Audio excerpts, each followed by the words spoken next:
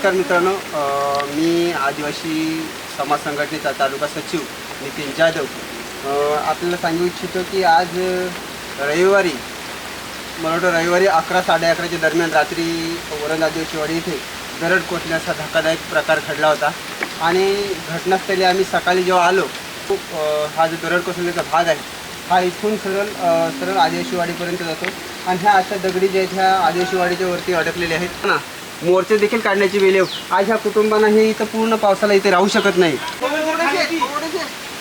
वागे बोलते वरणवरून काही बघा, ही जर तिकडं खाली वरच्या दगडी जर आल्या तर ही कॅन्टरला दगड आहे, ही जर कोसळली तर आमच्या वाडीचे किती नुकसान आहे. पट्टा विभागाचा मी अध्यक्ष आहे आशीषभाऊ वाघमारे. ही वरण आदिवासी वाडी आहे. महाड तालुक्यातील दिवडी भागातील वरण आदिवासी वाडी.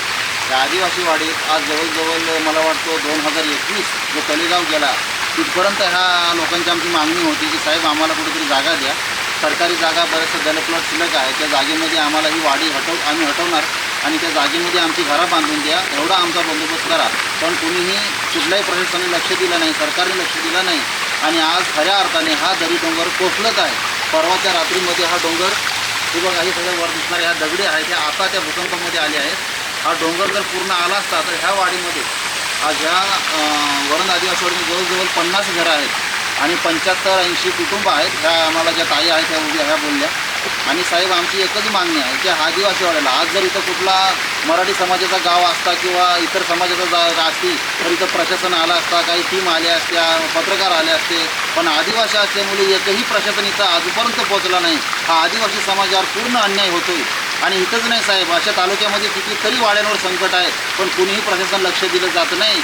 आज जर खऱ्या अर्थाने ह्या रात्रीच्या ज्या अवस्थेमध्ये होते, आवाज आला वरना दगडी आल्या, तशा ज्या परिस्थितीमध्ये होते घरात ना, त्या परिस्थितीमध्ये कशी मग पुरुष अंडरवेअर जरी असले ना साहेब तरी फलच सुटले. ह्या एवढ्या दगडीत ना, एवढ्या खडतर रस्त्यात ना 70-75 कुटुंब आहे साहेब. म्हणजे लोकसंख्या कमीत कमी 150-200 असेल, एवढी लोकसंख्या पळून एका शेडमध्ये राहायला गेली.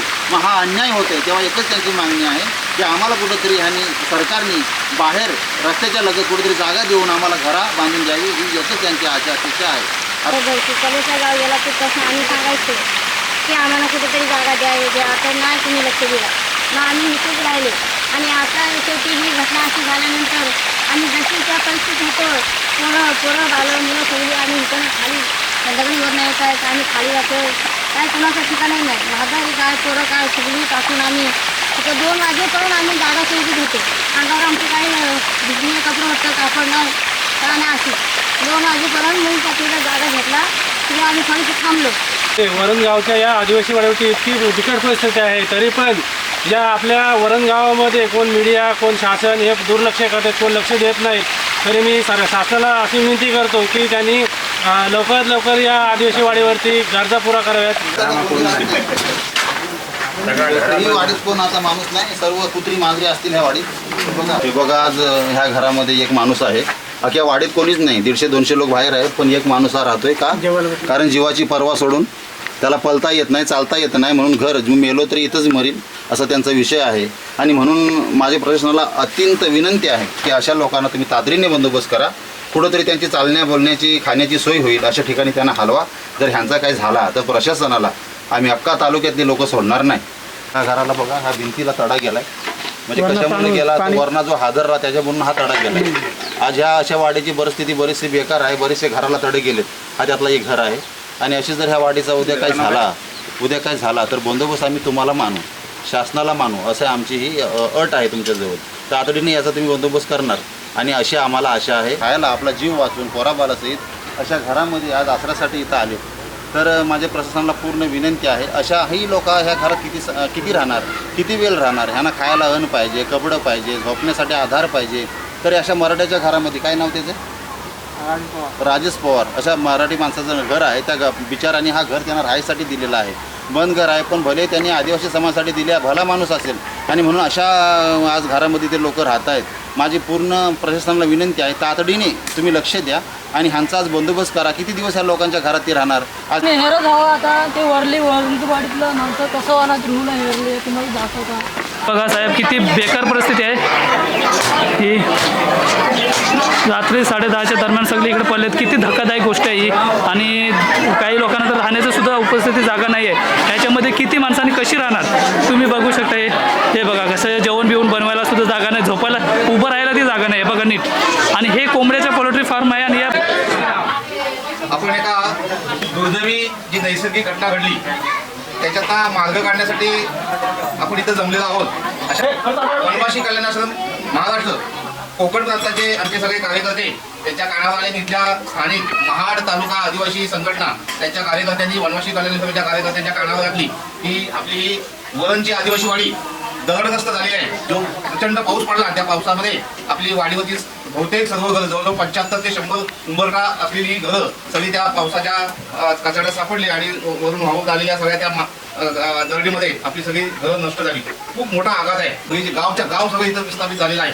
आम्ही थोडीशी वनवासी कल्याणाश्रम म्हणून तुटपुंजी मदत घेऊन आलेलो आहोत. खूप मोठी मदत आणलेली नाही, परंतु म्हणतात ना की आपण मदत आपल्या बांधवांना मदत करायची असते, त्यातनं मार्ग काढत काढत आपल्याला पुढे जायचं असतं.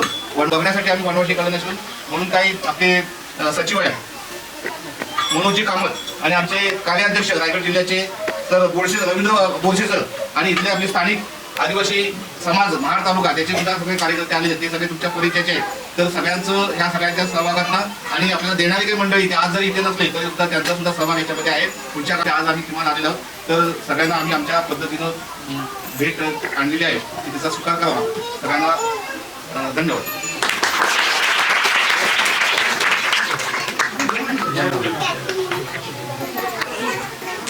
खरं ज्यांना ह्या लोकांची एक मागणी आहे 2005 पासून 2005 मध्ये जो तलागाव गेला तिथून ह्या लोकांची मागणी होती प्रशासनाला की आम्हाला 2021ला की आम्हाला कुठेतरी जागा द्यावी, दलित प्लॉट असेल किंवा सरकारी कुठेतरी जागा असेल किंवा गावकीची जागा असेल, आम्हाला घरं बांधून द्यावी. ह्या लोकांची मागणी आहे. आज थांबलं. एक एवढी मोठी जागा होती जवळजवळ 5-6 घर जर घेऊन आले असते खाली आणि समक्ष आपले सदस्य म्हणून बघायला तर आपलं राजेश धनावडे यशवंत आपले ते पण आले तर सरपंचाला आपल्याकडे जर थोडंसं जमत पलीकडे त्याला पण तेवढं त्यांच्या अडचण तर पायांचं त्याच्यामध्ये येत नसते तर आलं होतं ते आणि त्यांनी आम्हाला जेवणासाठी सोय केली. आणि रात्रीच्या 9:30 पावणे 10ला 10:30 होते आम्हाला एक विलास कालू पवार यांनी विलास महादेव पवार यांनी आम्हाला सांगितलं की बाबा असं तर माझ्या अंगणात पाणी आलं आहे आणि दररोजची सगळी माती आली म्हणून आम्ही तसं सगळे उठलो. सगळे आम्ही एकाचे एक मागं असं पडलोच आहे की तोंड एवढं म्हाताऱ्या माणसाची अवस्था झाली ना एका बघूशीच वाटत नव्हती. मी गाडेपट्टा अध्यक्ष अशोक भाऊ वाघमारे.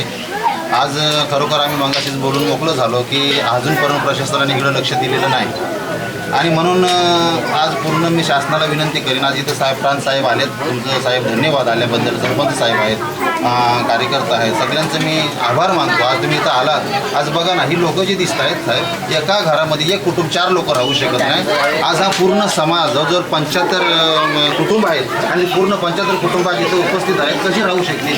आणि म्हणून आज जर ही लोकांना आज तुम्ही खरं अर्थाने जर दरड कोसळली असती, मी पूर्ण डोंगर भाग जाऊन आलो, खऱ्या अर्थाने जर दरड कोसळली असती तर आज तुमच्या गाड्या मग काय कुठली टीम असेल कुठलं काय असेल सगळ्या गाड्या लागल्या असत्या आणि मग किती मैतं झाली, किती घरं झाली, किती ढोरं झाली हे काढले असते. पण आज जिता जागता माणूस आहे ह्याला जर तुम्ही मदत करू शकत नाही. 3रा दिवस आहे, ह्यांना खायला आहे की नाही, कुठलं पाणी पितात, आज शेतातला झऱ्याचा ह्याचा त्याचं पाणी पितात. ही जर लोक उद्या आजारी झाली तर त्याच्यापेक्षा मोठं राडा होईल. बसायची काही तात्पुरती व्यवस्था आहे तर आता इथं आपल्या ग्रामस्थांनी पण चांगलं सहकार्य केले.